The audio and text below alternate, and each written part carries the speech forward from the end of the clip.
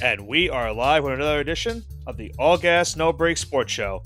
I am one of your co-hosts, Nicholas Bavona, joined alongside by Andrew Johnson and another reoccurring special guest here on the All Gas No Break Sports Show, Sean Mulligan, as we have a free agency frenzy to say the least, boys. A lot of moves have broken down today, as today is the first official day of free agency. Obviously, it is the legal tampering period of that. Free agency technically gets underway on Wednesday, but moves can be made today, and certainly a lot of moves were made today. A lot of big breaking news, new players going to new teams, shaking up the landscape of the NFL itself. And it's only day one of free agency. We still have a bunch, a couple of days still left of this, obviously, and still over a month away from the NFL draft as well. Yeah, I'm excited. This is as I've said before on various editions of the podcast. This is my favorite time of year. The draft and then this free agency. Like I said the last time, it's like it just goes. It's like every 30 seconds somebody's getting signed or traded somewhere. It's great. Yeah, no, we're happy to have you back, and we're gonna thank you for your insight in advance. And happy to be here as always. And I guess Nick, we can go into it. I'll let you take the floor as usual. This is there's a lot to get into because we're also trying to go into all the moves that have taken, that have gone down today, but there have been so many. It's really tough to decide what is, the biggest news we get into first. Obviously, you look at what happened pre-free agency. We had moves like Baker Mayfield going back to the Buccaneers. They also brought back Mike Evans. We saw Russell Wilson get cut by the Denver Broncos. He officially signed with the Pittsburgh Steelers last night. Then you had other moves like T. Higgins officially getting franchise tag. He asked for a trade today. And this was all before any of this free agency news went down. We saw, the Giants letting Saquon Barkley and Xavier McKinney walk. We'll talk about them in a little bit in the show. And there's still news to be broken down because, there's a potential trade that could happen in a few minutes, maybe with the Giants. You have a bunch of pass rushers still looking for new homes in the NFL. The quarterback market seems to be dwindling every so minute. And the running back market is the same thing as well. There's pretty much two big, horses left in that running back room. And then you're trying to find any scraps you can find left on the free agency market for running backs. So I would say the biggest news today, and I think maybe you both agree, maybe not. I think it was a big quarterback move, and I think it was Kirk Cousins. Yeah. And it really changes the dynamic of not only one team, but the other. As Kirk Cousins is officially signed on with the Atlanta Falcons, a 4-year, $180 million contract. Cousins now goes to the Falcons and quite essentially potentially gives them the opportunity to be the favorite in the NFC South next season. Finally giving the Falcons a quarterback that can win them a division and get them an opportunity to make something going down. And then you have the other side of things for the Minnesota Vikings. Now, in a offseason where they already, they signed Jonathan Grenard today, which is a very good addition for their defense. They might lose Daniil Hunter. They're still trying to sign back Justin Jefferson, but now they're without their franchise quarterback. They tried to bring back Kirk Cousins, outbid at the very end by the Atlanta Falcons, and now they have to figure out what are they going to do for this season. There have been rumors they'll try to sign a bridge gap quarterback, maybe a guy like Sam Darnold, but they essentially now, with this move, it affects the NFL draft because they're certainly going to be big-time players come NFL draft time. Now, you could say that Kirk Cousins was probably the second biggest free agent signing, right? Yeah. Yeah. Or at least available free agent. He was one of the top 5, maybe top 2 free agents coming into this class just because of the impact he could bring to your team. The only other guy I would say that would be more valuable than him would be Chris Jones. Yeah, that really wasn't like, oh yeah, where's he gonna go? Like we always kind of knew, like, okay, yeah, it's Kansas City. Yeah, he right? signed the big, what was it, 5 years, $158 million extension with the Chiefs, so he's going back there as well. But yeah, no, I don't disagree with that. So the only other guy that I think that is a true free agent that isn't going to be a trade target, like let's say T. Higgins or Brian Burns, which we'll get into, it was Kirk Cousins. So. And if I had to compare it to someone, this is kind of like Phillip Rivers a couple of years ago when he left San Diego. when he left the Chargers, and it was kind of uncharted waters for him, and he went to Indianapolis, and it ends up being they end up being a playoff team there. But Kirk Cousins has a couple more. He's kind of in the middle of his golden years, right? Because let's face it, good quarterbacks play into their late 30s, right? Right. Nowadays, that's just the standard. I know initially there was a whole generation of quarterbacks that Tom Brady tricked GMs into signing. Like, oh yeah, Tom Brady's 38 years old. This guy's 32. We can extend him. Then by the time he's 34, this guy was like, they'd be done. But it seems like good quarterbacks can play into late 30s, and I don't have a problem saying that Kirk Cousins is a good quarterback. Over the last couple of years, he's been, dare I say, a top 10 quarterback over the last 3 or 4 seasons. I don't think anyone would really disagree with that. Depends on who you're asking, but yeah, you can make the case. Yeah, it doesn't sound crazy.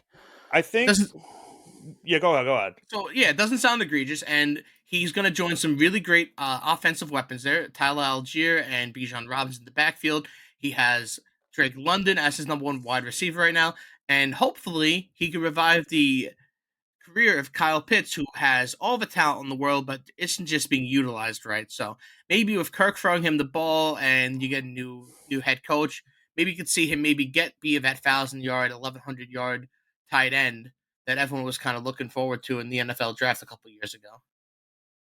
Yeah, that's not crazy. I also see the and this is gonna sound really wild, but I see a team like the Falcons. Obviously they needed a quarterback. I think they got jealous as a Giants fan because if the Giants were in a bit of a different situation, I would have wanted the Giants to sign Kirk Cousins, as I've said previously.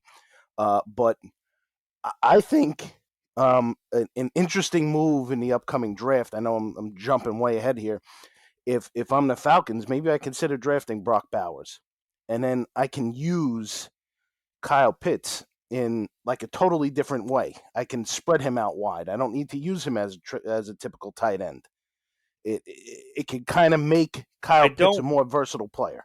I don't hate it, but I feel like they need defense now more than ever. And with now a team like the Vikings and even the Raiders, who did make a quarterback move today as well, but teams like that and the Broncos also, they're going to be teams that are going to move up in the draft and they're going to be looking for a quarterback. So the Yeah, Falcons are in a good spot where they can easily trade down because now they have that quarterback. They didn't have to wait till number 8 to get one. They signed Kirk Cousins. Now, I think the only concern with this move is that he's coming off the Achilles injury at age 35, and you're signing him for this 4-year deal. So you're hoping that he's fully healthy now, and you can get the best years out of him left. And you guys mentioned all the assets he's going to be getting with Atlanta. He's got some young talent there as well, and in a division that's very very winnable.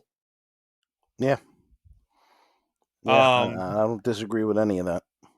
But like I said, he wasn't the only quarterback that made news. I talked about Baker Mayfield resigned back with Tampa Bay. Russell Wilson signed with the Steelers last night. Gardner Minshew signed with the Vegas Raiders today. So maybe has an opportunity to become a starting quarterback this season. We saw what he did with the Colts last year. Almost got them into the playoffs. Maybe he starts for the Raiders. It depends on what they do in the NFL draft. Still, other bunch of quarterbacks left over, but it's really not anything noticeable. So it's like kind of those bridge gap quarterbacks that if you're a team that's saying to yourself, well, we're going to miss out on the draft, you might as well just sign a bridge gap for a season, then it might be that case for some of these quarterbacks. Yeah, But Well, there's still a bridge gap quarterback that hasn't been signed yet, and I'm kind of looking to see where he goes. is that Where's Jameis Ryan Winston? Tannehill going to go? Oh, Ryan Tannehill. Yeah, because listen, Uh, I know he wasn't great in Tennessee. He had a couple of good moments. He had some really bad moments. But where do you think Ryan? Because he's not going to be back in Tennessee. That they're clearly going toward a full yeah, rebuild. He'll be 36 by the time the season starts. He maybe has 1 or 2 years left in him. But what team signs Ryan Tannehill? Is it possibly a team that maybe signs, let's say, or they draft a Bo Nix and they bring him in as a mentor to Bo Nix? Is it or like a JJ I'd ha- McCarthy type situation? I would have to look at the league and think about what team fits him correctly. Because I would have originally said the Steelers had they not signed Russell Wilson because he's already played yeah, with Arthur Smith at Yeah, Tennessee. I mean, he would be a great mentor to Kenny Pickett. I think they want to go in win now mode, and that's why they're going to kind of roll the dice. So High reward, low risk kind of move of signing Russell Wilson. so I'm thinking about maybe the Colts because you just lost your your veteran quarterback in Minshew. They could use a backup veteran now and Tannehill maybe. yeah. That That could makes sense. possibly fit for them. I'm trying to think other quarterbacks that are young wise that could work for him. I feel like the Colts make the most sense. And if it's not the Colts, maybe Carolina to back up Bryce Young, like a team like that. As terrible as it sounds, I mean, the New England quarterback room is going to be depleted now. I know they could try to probably get someone for the draft, but maybe to bring him in as a mentor, whoever they draft. But again, we don't know who they're drafting yet I'm because looking If Drake more May's on the board, if Jane Daniels is on the board, you right. really don't know what's happening. They could trade for Justin Fields. That's another X factor we don't know Yeah. about yet. Yeah, and I think with Justin Fields now, with all these, quarterbacks signing, it's really, making his market even it's going further down. And Yeah. I at this point, I don't even know where Justin Fields goes to because I would originally said Atlanta, then they signed Kirk Cousins. Then I said maybe the Raiders. Then they signed Gardner. Now, does that rule out Justin Fields to Vegas? Not necessarily, but with two quarterbacks there and you could still draft one. I mean, I don't think that would be a possibility. Justin Fields, I don't know what they do. The Bears are still evaluating what to do with number one with Caleb Williams, if they're going to take him or not. For Justin Fields, I think you have to look at the rest of the league. You could necessarily New England could be a factor because then you could take Marvin Harrison like you've wanted for you Johnson at number 3, which is a possibility. I just don't know if that's the necessary case in that scenario. I'm of the philosophy if we can get Justin Fields for like a third round draft pick to trade for Justin Fields and give him Marvin Harrison. I'll give one I'm of that team. philosophy. I'll give you one team that could be very sneaky for me that could get him. Seattle might be the team to watch for Justin Fields because you have Geno Smith under contract. I believe. I think you're right. I know you don't really have a young back like you have Drew Lock. I don't know if I think Drew Lock. Drew Lock is a free agent. So Drew Lock's a free agent. Yeah, you need a backup quarterback for them and a younger option. And Justin Fields would be perfect because even if Geno doesn't work out this season, then you have your guy right there. And I think that could work out for Seattle maybe if they were to get a guy like Justin Fields. Because it wouldn't really cost you this much at this point. That's not Listen, what happened with Mac Jones. Mac Jones got pretty much nothing in his trade with New England to Jacksonville. That's something I'm going to look out for because I've said this before. Trevor Lawrence did not have a good year. No. And being that Jacksonville, that's his hometown. So this is kind of the perfect situation for Mac to be in right now. Obviously, he has no confidence after being traded from New England. So for him to go back to his hometown to pretty much a zero pressure situation, this is probably the best environment for him to kind of build up his confidence and see what he can do going forward. Especially if Trevor Lawrence maybe gets injured or if he kind of falters a little bit, because he had there's going to be no opportunity. There's going to be no expectations of him in Jacksonville, right? Because there was originally a rumor he could have went to Denver, and that could have been maybe their guy maybe this season, or at least him having competed for the job this year. But he got traded to Jacksonville, so he'll be a free agent. I think it's probably next year because his fifth-year option will not be picked up by Jacksonville. So there's still time for improvement for him. He'll have to obviously take this season going as it is, but the day goes by that draft class just isn't looking as good as we thought it was going to be at the original start point. I mean, who's the best quarterback out of it? And you can't Trevor Lawrence by default. Is it Trevor Lawrence by default? I don't really think it is, though. It is. It has to be. Nobody else has done anything. He's not really done all that great neither. But nobody else has done anything. That's what I'm trying to say. Like, because he regressed last year, right? But Justin Fields has not been better than him at any point. That's the problem. Right. That's the second best quarterback of that class. Because if you look at the rest of the class, you have Zach Wilson number 2, currently a backup, going to be traded at some point. Trey Lance is right now the backup in Dallas and has been traded already a couple times. You have Mac Jones, who obviously just got traded, and then you have Justin Fields. The class itself has not looked good. Yeah, and this was one of the most it was 5 quarterbacks going in the top 15. Now, what can you attribute to this? Because obviously we know the Jets ruined Zach Wilson, right? That's not a surprise, right? It's a mix of coaching and play styles. It just hasn't. I think it is too. It's mainly. I think it's mainly when you have a guy that gets multiple offense coordinators and multiple head coaches in a short amount of time, that kind of ruins their confidence a little bit. It kind of, they're developing. It's not like, okay, Tom Brady could probably switch offensive coordinators at any point of his career. Like he went from Josh McDaniels on and off for years, and he was just fine, right? Because he's an established star. You could probably do the same thing with Aaron Rodgers. You could do the same thing with Patrick Mahomes. They'd be fine turning on or off, right? But when you have these young developing guys, that's when it gets a little bit dicey. When you have a guy like Mitch Trubisky, though, that had pretty much a lot of stability early on in his career, at least for a little bit, and he still couldn't get done after having 2 or 3 years with the same OC, same head coach. Then it's like, okay, then you have to kind of look in the mirror at that point. But you can kind of contribute a lot of this stuff to poor coaching and poor development I'm, on I'm, behalf of the franchises. I mean, I also kind of look at, you mentioned Aaron Rodgers, you mentioned Tom Brady. Um, what did those two have in common? They both sat for the first couple of years. Yeah, we did. Okay, Yeah, you're right. so this trend of I got to draft a guy number one, and he Patrick has Mahomes to will start start. too. Patrick Mahomes too. Um, but the trend of I draft a guy in the first round or the Has top to start top immediately. 10, whatever, he has to start immediately. It's not everybody's built for that. Yeah, there are guys that could come in and do that, but I feel the higher percentage of guys fail and either pick it up their second time around, either with the same team and a different coaching staff, or a totally different franchise and a Baker totally different Mayfield. coaching staff. You know, so And I think sitting a guy for the first couple of years, if you have a person, like a Drew Bledsoe or a Brett Favre or someone like that they could sit behind, it's beneficial to them. listen, and that could be the case for we talked about Justin Fields earlier. That could be the case for Caleb Williams if they, let's say, take him at number one. You could just still start Justin Fields next season and just have Caleb Williams sit for the year. That's a very possible idea that could happen. I would. Yeah, especially if you're going to be, I especially if would. your ownership is saying like, yeah, we're committed to you as a head coach and your offensive and defense coordinators, all your assistants. Like we're committed for the next two Hmm. or 3 years, and Yeah. they could sit there for the first year knowing, hey, pressure's kind of off. This is just learning time. I don't want to say punt the season away, but have the opportunity to learn, and then the second year kind of just go for that training camp for the second time. Yeah. He's been doing his stuff on his own now. The kind of fame and notoriety is kind of maybe coming down on his head a little bit. Then that's the time where you could really strike a year too. Look at Jordan Love. Jordan Love sat for what, 4 years? Yeah, I think it was. Yeah, yeah. I think so. Sat for 3 or 4 years. 4 years. Has over 4,000 yards and 30 touchdowns his first year. One of the best first year quarterbacks. He's 25 years old too. So it's not like he's He'll be getting old paid either. soon. He's got 10 years ahead of him. Yeah, he'll be getting Easily. paid soon as well. Easily.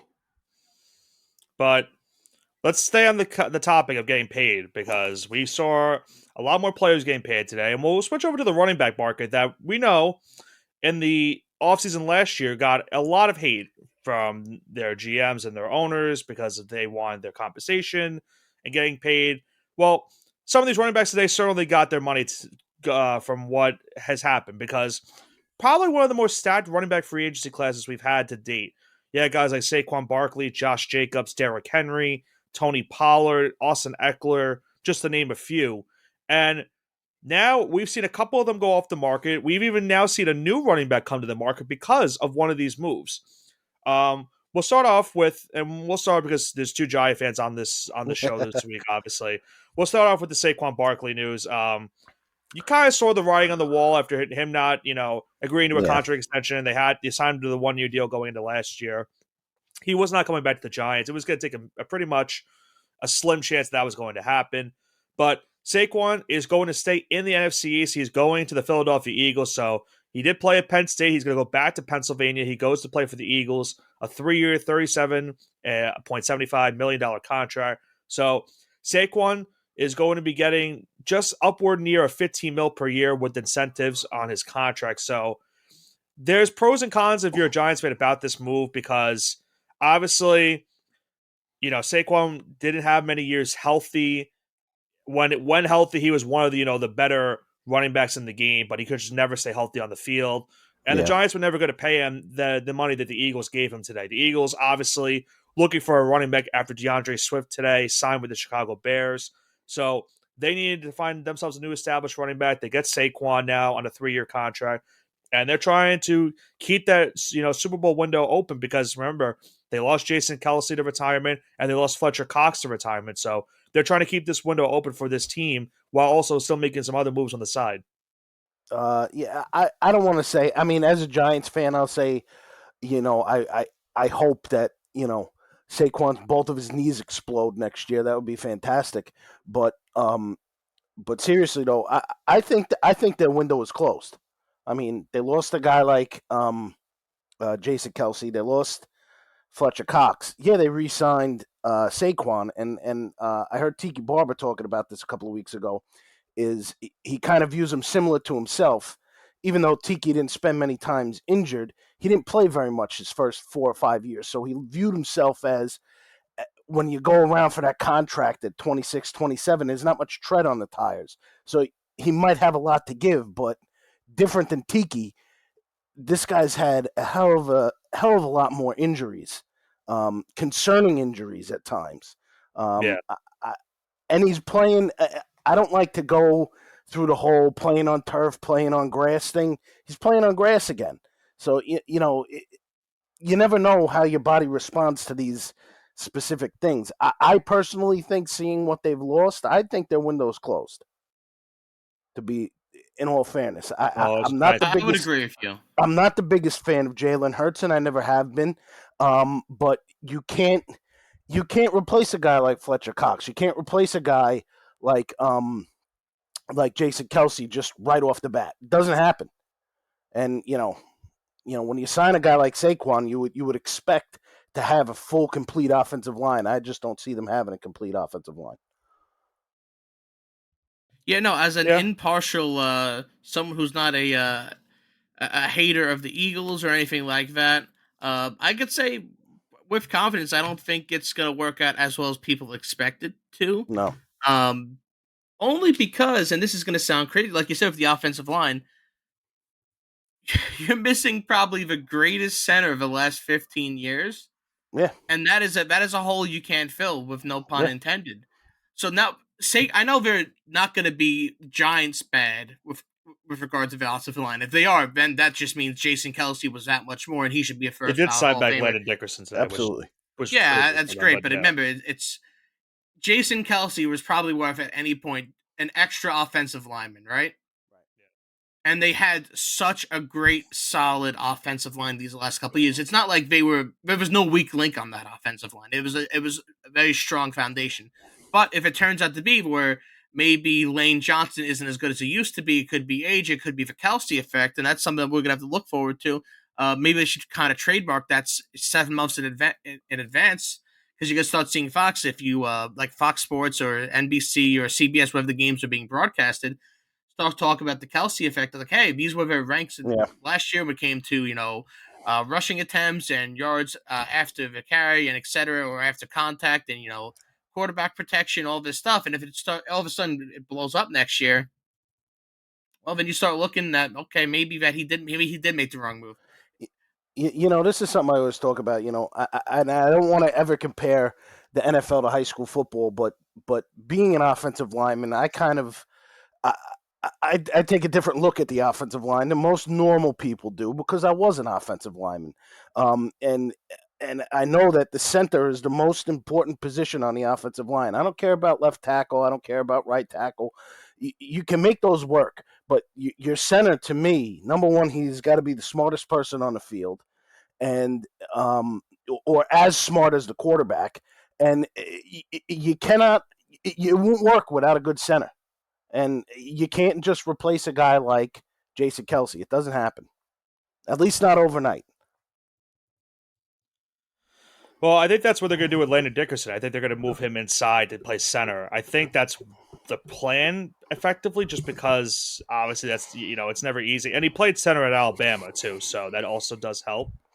But yeah, it's certainly a huge loss for the Eagles losing him. But getting a guy like Saquon for the offense is certainly going to help. They also signed Bryce Huff on the defensive side, who had a pretty good career year for the Jets last season. Yeah. So the Eagles were certainly active today in free agency, and obviously it's a fan of the Giants. It sucks to see the Eagles being this active, and hopefully the Giants can make some moves. I mean, they signed John Runyon today on the offensive line. Hopefully he pans out well.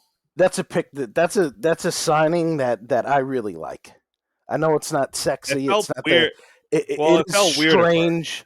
His father and Michael Strahan were rivals for all those years.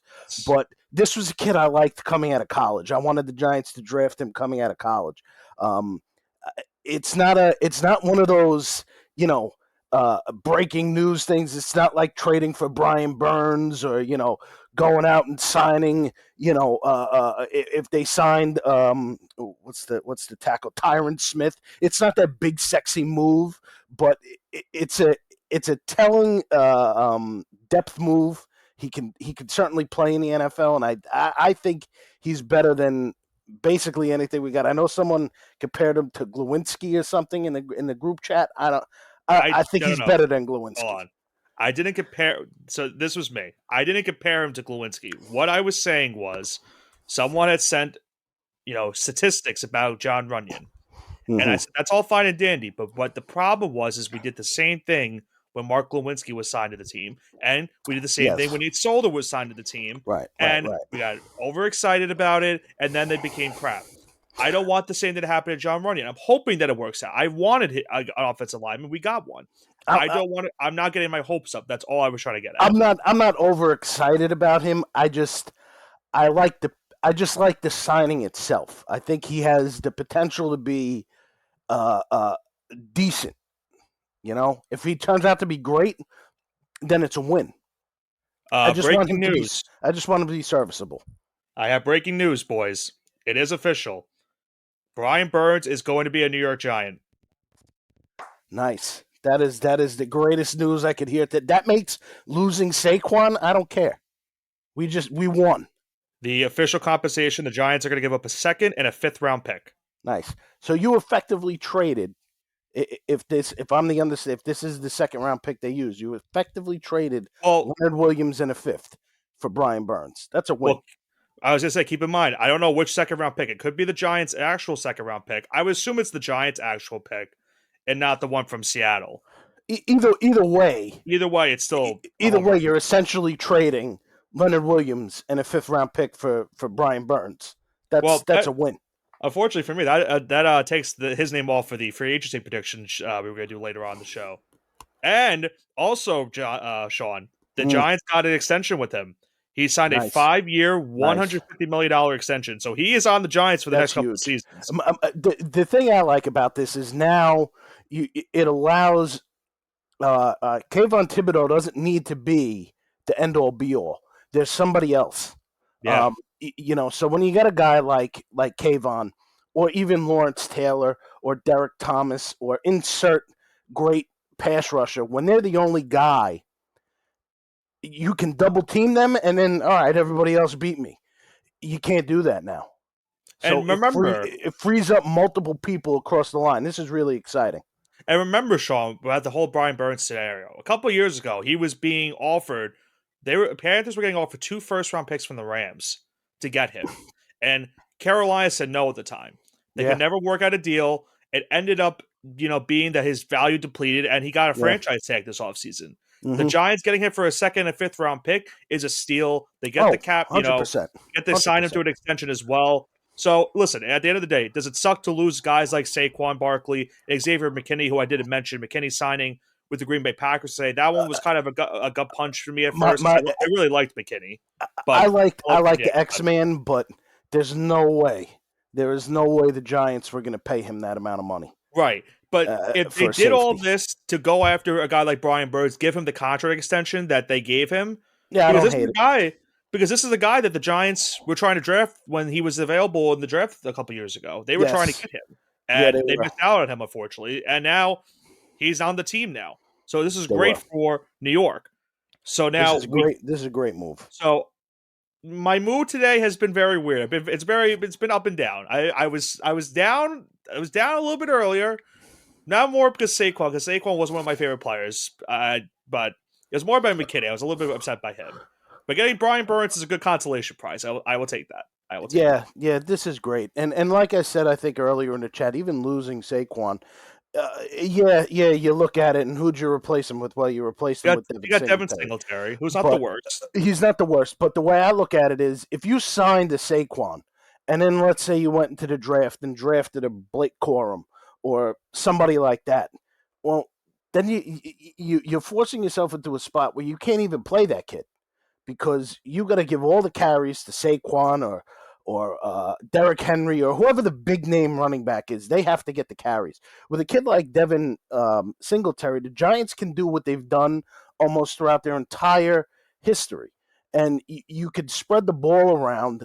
Even I mentioned Tiki Barber before. He was the first few years he wasn't the feature back. He was paired with Tyrone Wheatley or I forgot the other guy's name, Rodney Hampton, and then later on Ron Dane, and then of course the great Earth, Wind, and Fire backfield. So you can now put yourself in a position where you could draft one of these guys and have a 2-3 headed monster backfield, and that makes things much more dynamic. Yeah. So the Giants Talking have about running backs. Yeah. Well, Gotta go with the other ones now.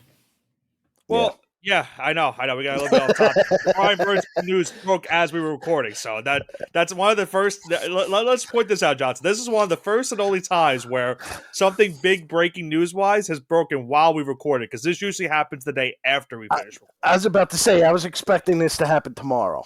I was also expecting it. Something will happen tomorrow. Don't worry. But I was suspecting something like this to happen tomorrow. But speaking of running backs, let's continue on the running back market. We saw Josh Jacobs. I think this was the biggest stunner of the day. Going to the Green Bay Packers on a 4-year, $48 million contract. And it seemed like at first the Packers were going to be intent on not only having him, but keeping Aaron Jones in that backfield. They were working on a contract potentially with him and Aaron Jones. But because of him now working out of contract, Aaron Jones got released by the Green Bay Packers. So Josh Jacobs is now the new featured back in Green Bay. Aaron Jones now becomes another top free agent running back on this upcoming market. So I'm curious to see what happens now with not only Josh Jacobs going to Green Bay, because I think that's a interesting move of itself, because that's not the team I would have expected to sign Josh Jacobs. But now where does Aaron Jones go? Because he's had himself a very productive career. Obviously, he's had some injury concerns the last couple of seasons, but he is still a very productive running back from what we've seen. Yeah. No, I think obviously you could sit here and say that obviously Oakland is now in the market for a running back. They had Zamir White last season. I think that was also, what probably played a factor. He played pretty good for them down the stretch of the season, and they'll probably draft someone if I had to guess. Yeah, in this draft. I mean, so someone inevitably will pick up Aaron Jones. I'd sit here and say I'd love the Giants too, but I think it's a waste of money. Even if they didn't sign Devin Singletary, it's a lot of money to give to a running back when you have needs elsewhere. Yeah, I don't know. The running back market certainly had a very up and down day, but he wasn't the only running back that signed today. I mentioned DeAndre Swift signing with the Bears earlier. We talked about Devin Singletary going to the Giants. Tony Pollard, the former Dallas Cowboy running back, is going to Tennessee. He's now going to be a dual running back with Tajay Spears for the Titans, as they obviously now have a new head coach. And it's a new era now for the Titans as they try to rebuild. Derrick Henry, now we know officially, is not going to be a Titan this upcoming season. So it now opens up the market to where he will potentially go this offseason. But yeah, Tony Pollard gets a 3-year, $24 million deal, the same exact deal as DeAndre Swift. And now he becomes a 1-2 punch with Spears in Tennessee. Yeah, I mean, early on, I was gonna say actually, I was gonna like to see Derrick Henry go to where was it, Los Angeles with the Chargers, but they signed Gus Edwards. I don't think they would have had the money anyway. I don't know, but I also know that the Chargers happen to have one of the lowest cap numbers, so kind of hamstrung. They're still over the cap too. Yeah, kind of hamstrung whatever Jim Harbaugh was trying to do. I know he was linked to Saquon and a couple of others, but is what it is. Yeah. Any comments? While I mentioned Gus Edwards, he was a guy, honestly, and I know, again, like Devin Singletary, it's not sexy, but he's a local kid. I would have loved to have seen the Giants sign Gus Edwards, but I can't. I really can't hate on Devin Singletary. I think the system itself, he's played with Dable before, so it should probably work. He's a good pass catching back. I think he'll be Yeah. fine doing that. But um, we'll go on to now free agent wide receivers. I know Johnson would like to talk about this conversation because his team is in need of wide receiver as well as we are, Sean. But Yes. with Yes. the Brian Burns contract, we're most likely definitely not going to be making a lot more free Wide agency moves. receiver. Wide receiver. Yeah. Is that the position where a quarterback tries to throw the ball to someone? Yes, it is. I believe so. Oh, okay. But then again, you guys signed Hunter Henry, so you have a pass catcher again. You brought it back. Wow. Kendrick Bourne too. I was about to say they re-signed Kendrick Bourne. I am excited about re-signing Kendrick Bourne because he showed a lot of potential towards the end of the season before he got injured. And he looked very solid, especially for 3 years over $20 million. I think it's 19.5 to be exact. Yep, I'm looking forward to that. I think that's a great deal for someone who will hopefully be wide receiver too, because I don't want to be wide receiver one. No offense to him. Right. And now keep in mind, there are still some quality wide receivers left on the free agent market, but there's also some really good wide receivers in this upcoming NFL draft. Now, what we've seen so far today when it comes to free agent wide receivers, we know T. Higgins has requested a trade, so there's a possibility he will be on a new team next season. Maybe. We saw Michael Pittman resign back with the Colts, a 3-year, $70 million deal. Mm-hmm. We saw Mike Evans resign back with Tampa a couple days ago. Great deal. Gabe Davis now going to Jacksonville. He's going back in state. Remember, he played his college ball at UCF. He's now going to the Jacksonville Jaguars. I wouldn't wish my worst enemy signing him. I would have rathered him stay with the Buffalo Bills so he could put up a goose egg every other game and then just randomly go for 100 yards. This dude is the definition of inconsistency. I one more comment about the Brian Burns trade. Sorry, I had to bring it up because again, it's still breaking as we go on. The pick is confirmed, Sean, that it was the Leonard Williams pick. So like I said, kept their original pick still. You traded Leonard Williams and a fifth for Brian Burns. That's huge, and you still keep your top 10 second round pick. It's a home run if you ask me. It's very solid for the Giants. But back to the wide receiver talk with this.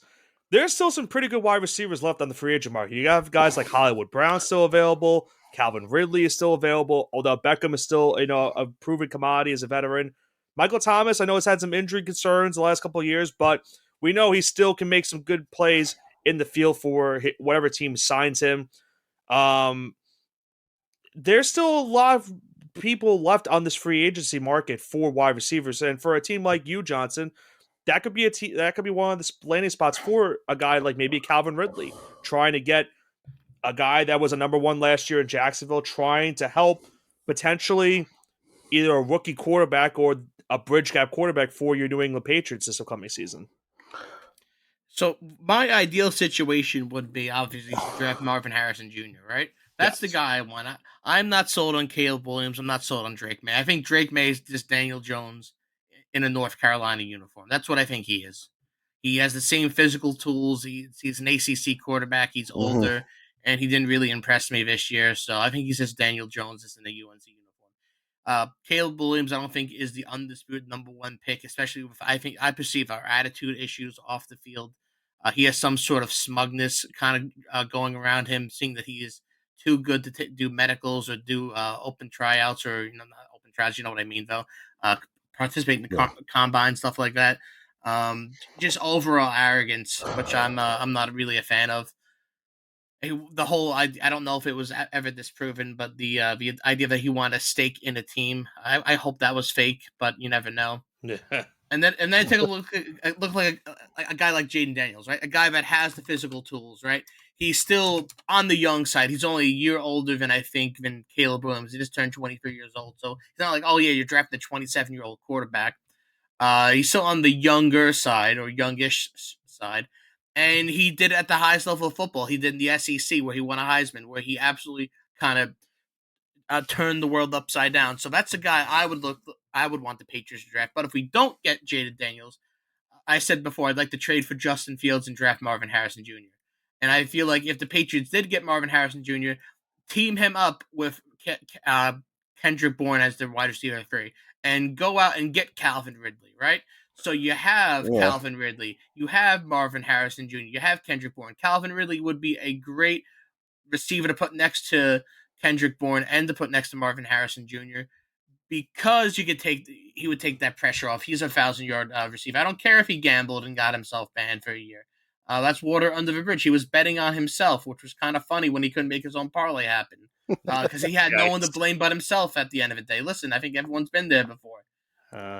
So to me, I feel like that's the best case scenario. I mean, Kendrick Bourne as a wide receiver third, then Ridley, Marvin Harrison Jr., then you can maybe trade for Justin Fields. That's what I would like to see happen, but I'll probably end up getting Ryan Tannehill and Joe Alt. No, you're going to get No. Jameis Winston, and you're going to get... oh, God. Listen, if we get Jameis Winston, at least games will be exciting. Yeah. You would still get Marvin Harrison. You just would get Jameis Winston as your bridge. Jameis, that would be exciting. I would like to see. Maybe you can go for 50-50. Oh, my God. Well, he's blind. Isn't he blind? No, he got the LASIK. He's good to go now. Yeah, but that only lasts for a certain amount of time. That's fine. He might have went to one of those crackpot doctors down there in Florida. It could only last for about 2 years. Well, you know what? Then he becomes blind again, and that's fine with me. I don't know what to tell you. I think back to what Johnson was saying though. Yeah. The Patriots, as they're just showing up here right now, the Patriots have the number 2 most cap available at $82 million. So I mean, much like the Commanders, the world is their oyster, and I haven't seen either of these teams doing anything. Kind of like the Jets. I think 3 teams that should have been marginally active, and I haven't seen them do. Well, the Patriots don't have a GM. That's the problem. I think what you should do, Johnson, is sign one of these big time free agency pass rushers, because we could see absolutely those change impact. I think you would also agree that you could use some pass rush help. No, I would rather put it into the offense. I would rather just clone the top 5 offensive tackles. If I could just sign Tyron Smith 5 times, that's what I would do. Well, you mentioned that he could be a possibility for your team. I mean, you look at the free agency list for offensive tackle; it is a pretty good one. I do want to bring back Onwenu, though. I mean, I think he's a great offensive tackle. No shade to him. I think he would be great. Mekhi Becton would be a great fit in the Patriots organization. That would be kind of funny, though. That would if the Jets let him walk. I think he's a great talent, even though he has to stay healthy. I would stay the hell away from Mekhi Becton. I can't bring in someone with that much injury. I mean, if the wind blows in the opposite direction, he gets hurt. Unfortunately, that is the case for him sometimes. I'm kind of used to it, pal. But back to this wide receiver thing. Prior to the Giants trading for Brian Burns, I would have liked to seen them trade for T. Higgins. I don't think that's happening now. I would like T. Higgins too. T. Higgins is a Patriot. Sean, I don't think it's still out of the realm of possibility. I mean, it could happen. I just look at it as based on what the other needs you have, and you don't want to totally kill your draft. Right. You know, I could sit here and say, looking at this list of receivers, now I'm not, obviously, I don't think they're going to spend for the big names, but, you know, you could bring in an Odell Beckham on a smaller contract, or a Donovan Peoples-Jones on a smaller contract, somebody like that that's, I don't want to say prove it, because I think Donovan Peoples-Jones is past prove it, but you could bring him in on a small deal, and, you know, it's another target, because I think they're obviously, the way that today has gone up, and you know, yet tomorrow hasn't happened yet, obviously, but the way it's going, it looks like the Giants are going to be drafting one of these wide receivers in the first round. I mean, that's my opinion. That's probably where they go. So draft. So to me, Malik Neighbors, you are a Giant. Yeah. So to me, I'd prefer Rome Odunze, but you know, here or there, because I don't think that Marvin Harrison Jr. is going to fall. No, but if he did, that would be fantastic. But Johnson would have an aneurysm if they had. if it holds true like this, taking one of these lower end guys, a Beckham or a Tyler Boyd or Curtis Samuel or Donovan Peoples-Jones, as I just said, even Josh Reynolds, somebody who can catch the ball and do it, even a Marquez Valdez-Scantling. I'm sorry. After what I saw from Josh Reynolds in the playoff game against the Niners, where he was dropping all those passes, I don't think. I get it, but these are guys who can. These are guys who at least can be serviceable. They're not, they're not total bums.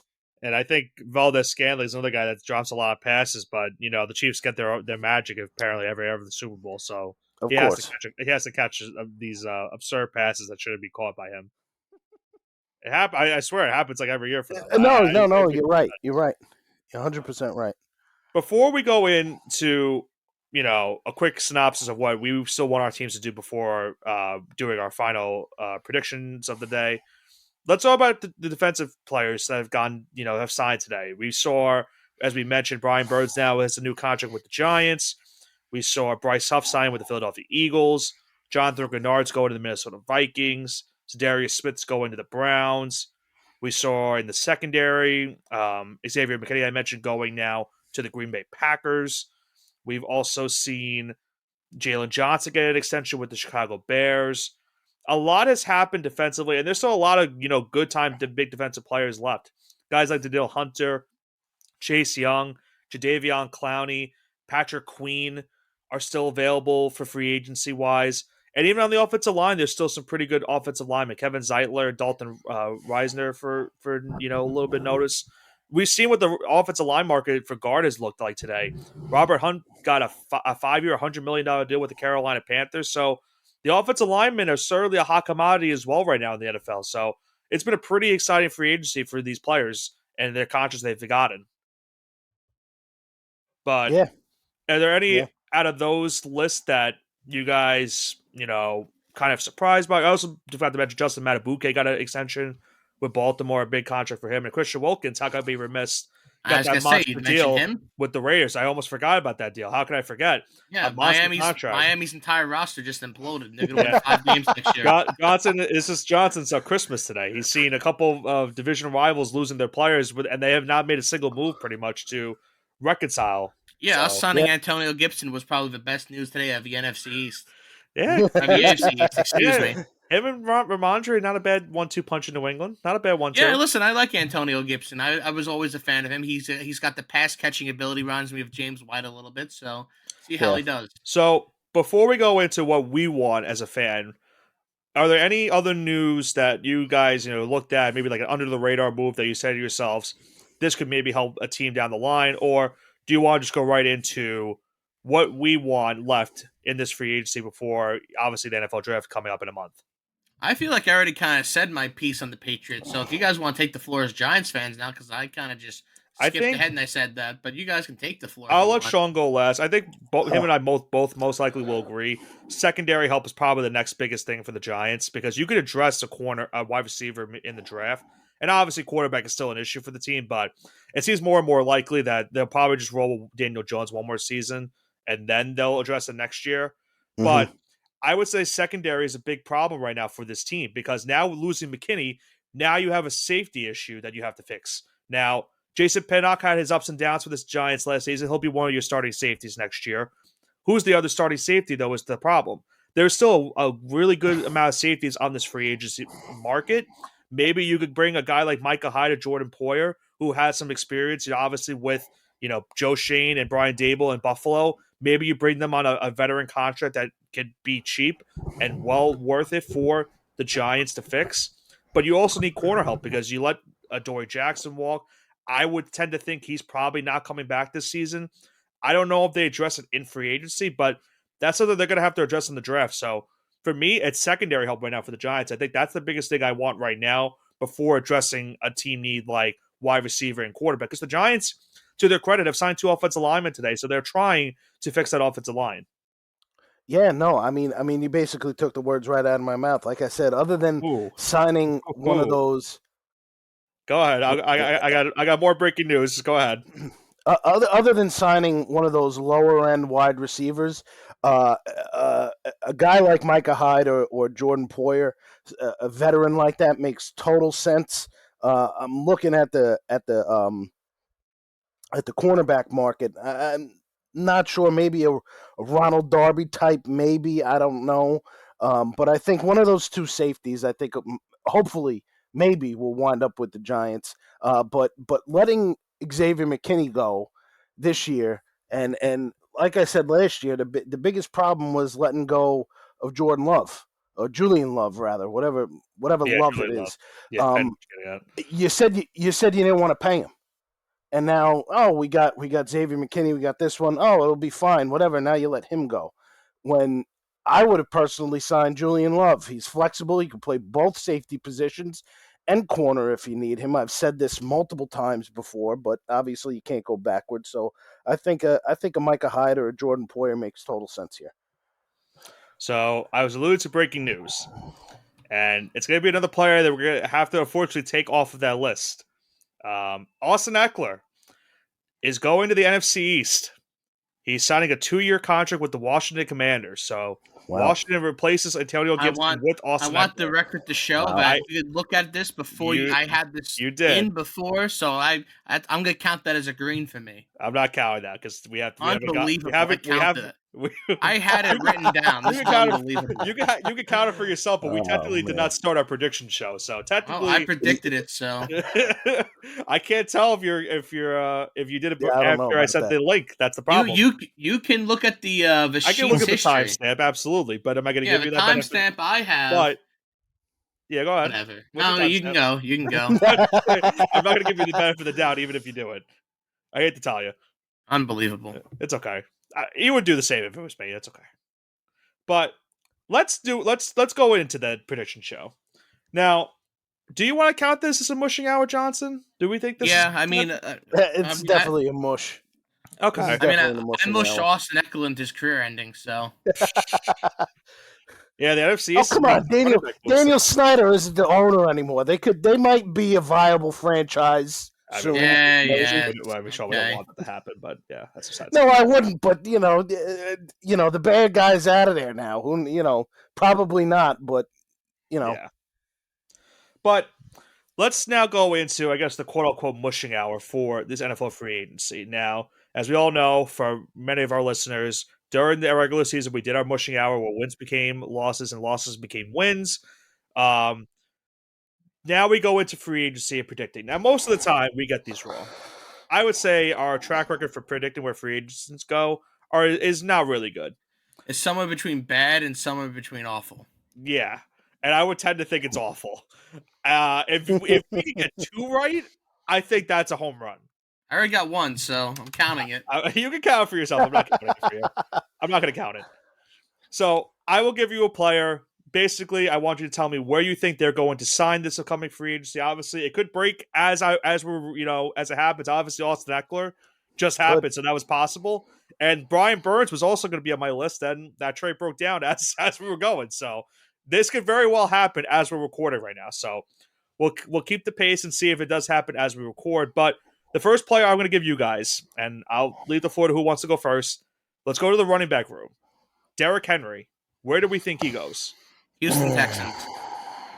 Houston Texans. Okay. Especially with Singletary leaving, they want to win now. He wants to win now. Up and coming team. He can be a veteran presence in that locker room. Fill the gap at running back. Give me Derrick Henry. It would be end of the division again, spurting the Titans. I initially would have said the Dallas Cowboys until I saw that they only had $2 million in cap space. So I think the Houston Texans make total sense. So you go with the Texans? For Derrick Henry. Yeah, I think I'll go with the Texans. I'm going to go with the team that was trying to trade for him last trade deadline and couldn't get it done, and I think they'll figure out a way, considering that they've lost already 2 running backs. J.K. Dobbins is a free agent. They're not going to get him right now, and they lost Gus Edwards. I think Baltimore gets it done. But Derrick Henry wants to win a championship, and I think his best-case scenario is going to a team like Baltimore, and they would feed him the ball because they're obviously a very run-heavy still offense. I think Derrick Henry on that team would look really good, would give them another viable option with that, with Lamar Jackson at quarterback. And I think it would just fit perfectly for that scheme that they run. But let's now go into the next player, Aaron Jones. I think it's going to be funny how we predict this one, but I'll leave the floor once again to you guys. I was going to say Aaron Jones here because I feel like he'd fit in with the culture there. He could be either used as a kind of power back or a passing back there, so it kind of gives him versatility. So I was going to say Aaron Jones to Baltimore. I hate agreeing with Johnson again, but he seems to just take the words out of my mouth again. I think he also, for all of the above reasons, he meshes well with the Baltimore Ravens. See, it's funny that this happens because I think he's going to go to the team that you guys think that Derrick Henry's going to go to. I All think he right, goes to so the Texans. we're kind of in the same realm here. We kind Right. of Yeah. know, like, And okay, keep in that's mind, fine. if you guys don't know, where did Aaron Jones play his college football career at? SMU, Close. Texas Tech. He played at UTEP, University of Texas UTEP, El Paso. UTEP. Okay. It's kind of a homecoming if he goes to Houston. I think it would make sense because you talked about with Derrick Henry, you get a veteran presence running back in that system that still has Damian Pierce with them as a backup. Aaron Jones kind of is a they're hoping that Damian Pierce could become down the line in the next couple of years. I think Aaron Jones would fit perfectly for this team as well. A young team just getting to the playoffs, a guy that's been a proven commodity for the Packers in the playoffs. I think it would be a very nice fit for Houston if they were able to bring Aaron Jones in. Yeah, Now, I don't hate it, but we'll go into the wide receiver market. I know Johnson. I have a bad feeling. I know where you're gonna go with this. T. Higgins. Patriot. You immediately think he's gonna be a Patriot. I have to have some hope, don't I? So Like should I he's even listen? He's either gonna be a Patriot or he's gonna remain a member Bengal? of the Bengals. That's my prediction. Okay. I think he's, at least for this year, I think he's staying in Cincinnati. I don't see him going anywhere this year. Only because the wide receiver class is so stacked. I mean, I don't see, I mean, yeah, there are logical spots, but you can, I mean, you can draft a guy and not have to give up 3 picks to do it. You know what I'm saying? It just, So I just don't see him going anywhere.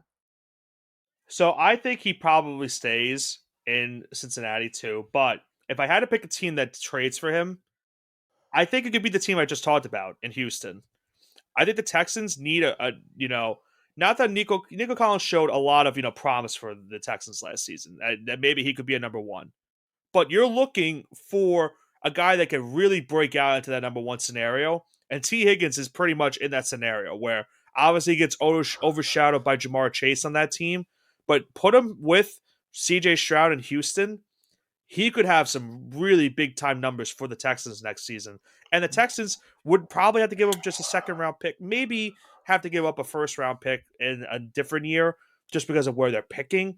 The only other scenario, maybe if not Texans, is probably the Tennessee Titans because Brian Callahan, the former offensive coordinator for the Bengals, is now the head coach for Tennessee. So, and the Titans would have an early second round pick to give Cincinnati in a potential deal with the Bengals. So, I think Higgins' market is probably one of those two AFC South teams, or he probably just stays in Cincinnati. Yeah, I don't disagree with that. Now, what about Calvin Ridley? What do we think He's about also a Patriot. So we're just going that route, So huh? Johnson's just signing everybody to He Patriots. just No, when I'm you have signing 2 players to the Patriots. when you have that much money, I mean, why you might as well. I mean, I could build a super team with $82 million at this point. well, anyone could really build the super team with them. I, it's interesting. I could see Calvin Ridley making. I mean, he makes sense in a lot of different places, but the Patriots to me make sense. I mean, they need a wide receiver, and I mean, he's not the greatest, but if you could pair him with Marvin Harrison Jr. in the draft, that's a pretty deadly combination. Right. It's not. Yeah, I don't hate it. I think that would be a good spot. I think Nope, you're picking someone else. You don't push me. Well, I have to. I can't. I mean, that's what I'm gonna do. I'm gonna pick. Don't worry, Johnson. I'm gonna pick someone else. I'm saying New England would make sense. However, I'm gonna go with Carolina. I think the Panthers could make a move to get him. You got to get Bryce Young some talent at wide receiver. They need a number one. They ran DJ Chark a number one wide receiver last season. They have to do something this offseason. And if you want to see how your young quarterback's going to be under pressure, get a guy like Calvin Ridley that can help develop him for the next couple of seasons. And then you can address the other needs in the draft. I think this would be a nice fit for the Panthers. Get a guy like Calvin Ridley who has had some better experience, obviously played with Trevor Lawrence last season. Go now to Carolina and try to help them become better and, hopefully give Bryce Young some talent that he can develop under for the next few seasons. Yeah, I don't hate that. They have money too. I mean, obviously not signing Brian Burns now certainly helps their opportunity to do that. So I think that wouldn't be a bad idea. Next player we have, we'll go to the defensive side now. Patrick Queen. Where do we think Patrick Queen goes? The top middle linebacker of this class. I have a. I think he's just going to return, right? Is that like I is think that it's crazy possible. enough for me to say he just returns? I mean, if he doesn't return, maybe Tampa Bay, if they have the money for it. I was going to say Washington, so he doesn't have to move any of his stuff out of his house. Depends, because they let go to Levante David, so I don't know how much money they have. But that also could be because of how the age of Levante David as well. I'd say if he wants to win, he's going to go to Baltimore. If he wants to get paid, he'll go to Washington. That's my take. Yeah, I don't hate that. I think he goes to Seattle because obviously the former defensive coordinator for the Ravens is now in Seattle as their new head coach. His name, slips my mind for a second. Is it McDonald? Right? Is his name? I should know so, this. Yeah, Mike McDonald. Okay, I think it's Mike McDonald. Yeah, Mike McDonald obviously knows how to get the best out of Patrick Queen from last season. I think they also are in the line for a middle linebacker right now. They could use some middle linebacker help. They already started restructuring deals with Tyler Lockett, so I think this is maybe trying to clear a pathway for them to try to sign someone this offseason, and Patrick Queen could very much well be that guy. So I think Patrick Queen goes to Seattle for this upcoming free agency. Now, I'll go back to wide receiver, a little bit out of order for how I worded this, but how about Odell Beckham? New York football giant. Are we going to do this again? We're going to do it again. Okay. What about you, Sean? I mean, the Giants make sense. I don't see him doing it. I see him signing closer to training camp, maybe after training camp.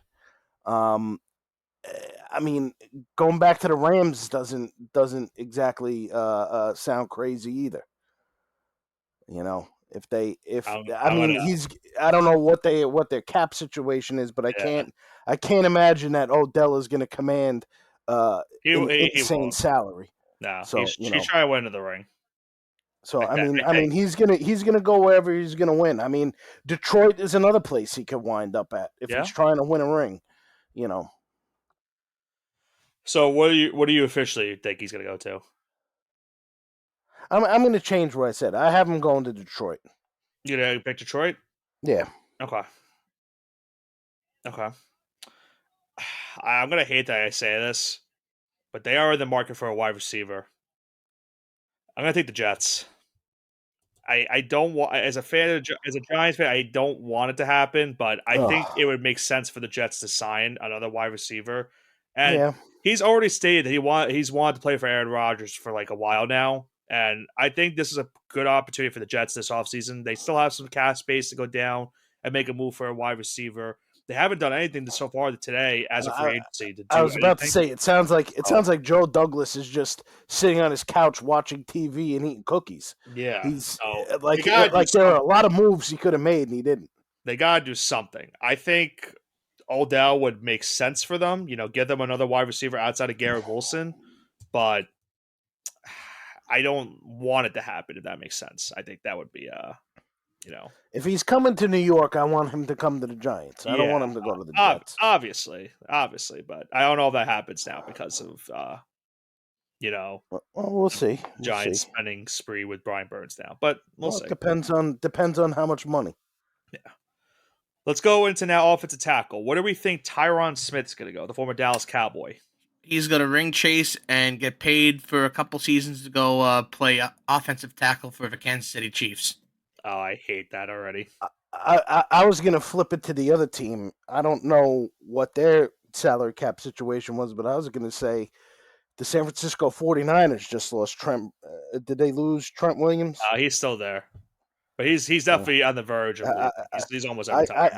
I could see them signing Trent Brown over there. Tyron Smith, rather. Yeah. I don't know why I just said Trent Brown.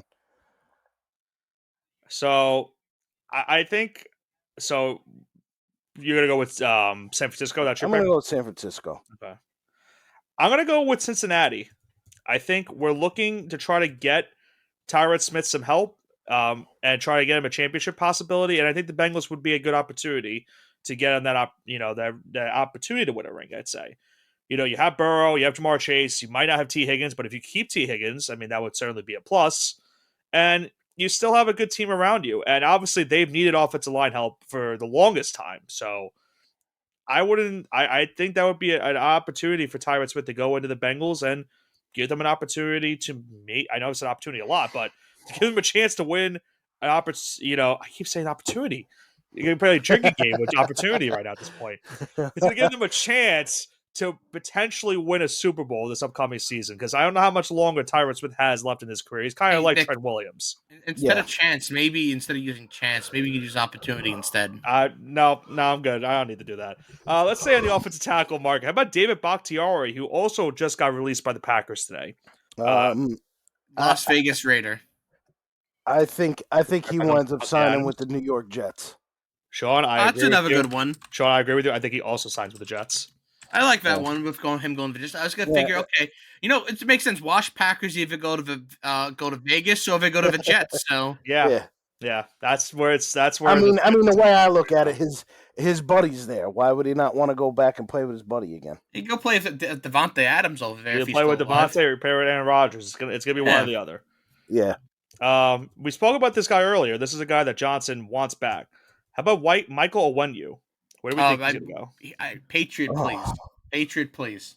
I want him to be a Giant, but I don't think he's going to be a Giant now. Nope. It's not going to happen now. What position does he play? So he's the only good offensive tackle we have. He's a tackle who can play guard. He's pretty much a versatile offensive lineman. He's a very good offensive lineman.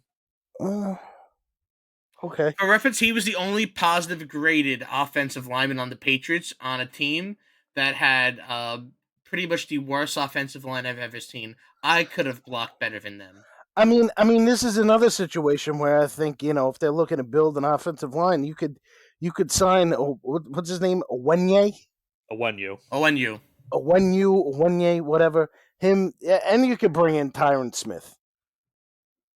I mean, that's not a crazy idea either. So where do you think he goes? For a 6th-round pick too, he's going to get paid. I see Onwenu going back to the Patriots. Oh, Johnson now needs, but does not say New England. Say Miami. Okay. Well, they have no cap space. They're negative $25 million. Exactly. I'll go with the Tennessee Titans. You have a young quarterback. If you trade for T. Higgins, like I said earlier, that could also help.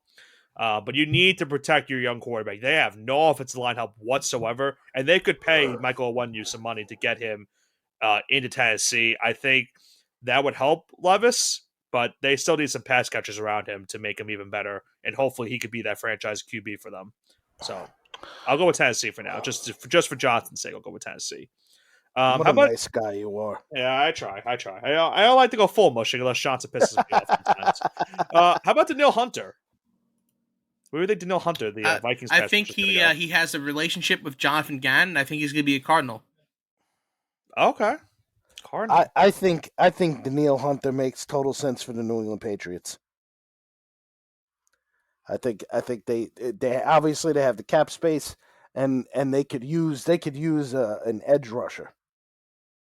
Especially with what's his name? The head coach, the defensive guy, the black guy. What's his Gerard name? Mayo. Gerard Mayo. Yeah, he makes total sense. Him bringing in a guy like Danielle Hunter. Well, if Christian Wilkinson signed today with Vegas, I thought he was going to go to New England. I thought that was a really strong possibility. But obviously, he went to Vegas. He's going to pair it back up with Patrick Graham. I kind of agree with Sean on this one also. I think New England has to make a move. And I'll say this. If it's not Danielle Hunter, it's going to be the next guy that I bring up for free agency. They have to sign one of these two players because they do need pass rushing help. Johnson, you would agree that they do need a pass rusher this offseason. What's a pass rush? My point exactly. I'm used to watching quarterbacks just like kind of start a campfire, cook up some s'mores in the backfield. When we're just trying to I don't know, I guess play patty cake with the offensive lineman. I think that's what we do. Jordan Brooks signed with the Miami Dolphins. Okay. Anyway, Chase Young, we saw what happened with him last season. Was traded from Washington to San Francisco, had an opportunity to win a Super Bowl, but that didn't avail. He is now a free agent. He's still a very young commodity in this NFL world. Where do we think he goes this offseason? He is going to be a Baltimore Raven. Okay, Baltimore. They've got that great defense. They got the money. They can add him. Makes sense to me. Yeah, I don't hate that. He seems like a Baltimore Raven type guy. He has that kind of swagger, that kind of attitude that they've always had. That I don't And hate that. he's a Maryland guy too. He's a Maryland kid. Yes, he is. However, I want to go with Chicago. Pair him back up with Montez Sweat, who's already on the Bears with the history with the Commanders. There's an opportunity that could really happen this offseason. And you could reunion, pair them back up in Chicago. They still have cap space to do things for this offseason. I think that would be a good move. They already signed Kevin Byard. They got DeAndre Swift on the offensive side. Why not add another pass rusher in Chase Young while you still have the number 1 overall pick in the draft and can potentially get some more assets out of Justin Fields? So Chase Young in Chicago would be I think it would be a nice addition for Chicago. Maybe could give the Bears an opportunity, as I know I said that again, but it could give them that chance to win the NFC North this year. And then last player we'll go into, another pass rusher, a veteran pass rusher, Jadeveon Clowney. Where do we think he goes? He's going to be a Buffalo Bill. Okay. They've been making news. They have a lot of moves these last couple of days where it comes to cutting players and, obviously having to make some cap space. So you think he goes to Buffalo? Yeah, especially when they're going to try to reforge their own identity, and I think that's the kind of guy you want to kind of reforge it with, kind of a force in the league. So if you're going to start a new defense, a new offense, I think you start off Clowney. I'm going to stay in the AFC East, and I'm going to say the New York Jets. They lost Bryce Huff, so I mean it just makes a little bit of sense to bring in a guy like Jadeveon Clowney. He's not going to command the same kind of money that Brian Burns or Josh Allen or Bryce Huff would. So and if he does leave Baltimore, this will be the 6th team he's played for in his NFL career. So 6 teams, 10 seasons, about 10 years. Has there ever been a number 1 overall pick to play for 6 different teams? Probably, but I can't think off the top of my head. The closest is probably Sam Bradford. Oh, either Sam Bradford or Sam Bradford's played for 4. Jeff George. You said Jeff George? Jeff George. 7, but if you want to include the Raiders for the offseason, it's 8, but 7 NFL roster spots. Yeah, I knew it was one of those two. But yeah, you don't see it often. That's why I asked. No, really sure. The Baker experiment didn't work at Tampa Bay last season. Baker could have been on that trend too. Oh, absolutely. I'm trying to think. Are there any other quarterback? Let's see. Winston's played for Tampa, New Orleans, and there's a team I'm missing with him, right? Has Jameis played for more than 2 teams? No, it's only been Jameis just 2. Oh, okay. And then I think Cam's only played for Carolina and New England. Yeah. No. Okay. It doesn't happen often. That's why I asked. It'll be a 6 team in 10 years. Rare. I mean, it wouldn't have happened with Jeff George, but he had personality issues. Yeah. So, with that being said, that wraps up now our prediction show here on the All Gas No Break Sports Show. Any final thoughts you guys have as we wrap up today? We might have another episode free agency. I'm sure there will be more breaking news going down in the next couple of days. Obviously, Johnson and I will also be talking about March Madness going on. That's coming up soon. We have conference tournaments coming up this week, as well as bracketology, experts, looking forward to Sunday. As March Madness selection show is Sunday. But for this NFL free agency itself, for what's happened so far today, any final thoughts you guys have and what you're looking forward to as we get closer to the NFL draft? Give me a reason to watch football this year. That's all I'm asking. Brian Burns is probably my only reason now for watching football this season. So I'm glad that happened at least. Like I said earlier, I think my biggest the biggest thing I've had come out of this is the Jets not doing anything, and they need a real backup quarterback behind Aaron Rodgers. And I thought Gardner Minshew would have been a perfect guy to sign there. And you know, Joe Douglas is just sitting on his hands, essentially watching the parade go by. I'd like to see the Jets bring in an actual, real, viable backup quarterback. I think for me, I'm just looking forward to seeing who's the next biggest domino, because I would say Danielle Hunter's probably the next biggest player in Yeah, terms of overall impact, and then obviously seeing where guys like Derrick Henry, Aaron Jones, T. Higgins gets traded or not, and seeing where all these guys go. Because after what we experienced today, it was really tough to just break down any of and all of these moves that went down today. There are probably moves that we didn't even talk about here on the show, but when you have all of this going down today in one day swoop, it's really tough to talk about it in about an hour and a half span. But that's where we're currently at here on the show, and that's a perfect way to wrap this one up. yeah, So, for Nicholas Pavona, Andrew Johnson, and for our special guest this week, Sean Mulligan, this has been the All Gas No Break Sports Show. Certainly a wild ride in the NFL. Now we wrap up, or at least I shouldn't say wrap up. We start this NFL free agency period as we get closer to the NFL draft. And as I mentioned earlier, college basketball season is on the horizon in terms of March Madness. Selection Sunday is Sunday. We will be talking about March Madness this upcoming week as we look into the conference brackets and seeing who can win those conference brackets, trying to get into the NCAA tournament.